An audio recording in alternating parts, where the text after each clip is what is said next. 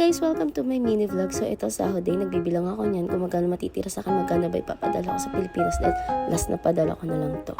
So yun, sasakay na ako ng bus papuntang MRT. So walang traffic, kaya ito yung gusto ko dito. Ang ganda, diba? So ayan, park yan dito. So ito, nasa MRT na ako. Ito, nandito na ako sa Orchard, sa Lucky Plaza. Dito ako, ang haba ng diba, escalator.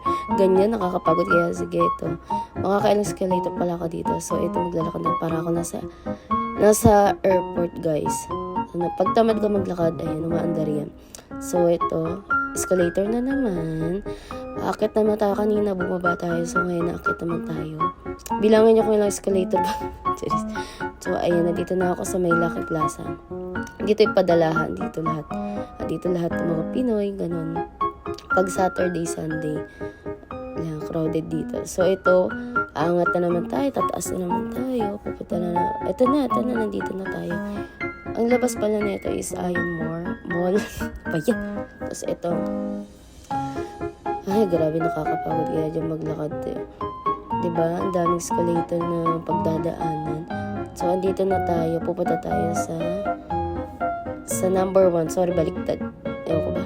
So, top na yan. And then, nandito na tayo. So, andito na ako sa Lucky Plaza. Hindi ko lang na-video. Andito, sinilip ko lang yung alahas. Wala lang. Tapos, ito talaga yung dahil ng bet. Nandito rin ako. Bumili ako ng chocolate. So, hindi ko alam kung kulang pa ba to or sakto na to. So, ayan. Lang naman mga bibigyan ko dito, yung mga nagbigay sa akin bago ako malas, kaso si mama lang pala, Charis, tsaka yung friend ko. So ayan, bili-bili muna tayo ng pang uwi kasi ilang araw na lang ako dito sa Singapore. Eto, bayad na. Nagulat ako sa total. Anyways, okay lang yan. Deserve naman nilang mabigyan nito, tsaka stock na rin sa bahay, di ba? Favorite din ng anak ko to, tsaka favorite ko rin to. So ito, pauwi na ako, pabalik na ako, mukha na ako masaya, pero pagod pa rin ako niyan. Ayan. Ay. Tapos ito, kanina dami tao dito, ngayon wala na. So umuulan na. Grabing ulan na yun. Ay, laging umuulan dito sa Singapore. Ayun ko ba? So nasa bus na ako. Ayan, nakatayo lang ako kasi mga maligaw, lumagpas na naman yung bus. Hindi ko na naman maano. So ayan. Silip-silip lang. Eto, nandito na ako malapit sa bahay. So, ghost month pala dito guys. So, ganito yung ginagawa nila dito. May alay silang pagkain. So, ayan. Sisilipin ko ulit kung ano yung mga alay nila. Ayan. Nagdadasal din dyan. Kailangan mo magdasal dyan. O, diba? Dami nilang alay. So, dito na ako sa bahay. Nag-chat na ako sa mga kapatid ko na nagpadala na ako. Na-receive nyo na ba, guys?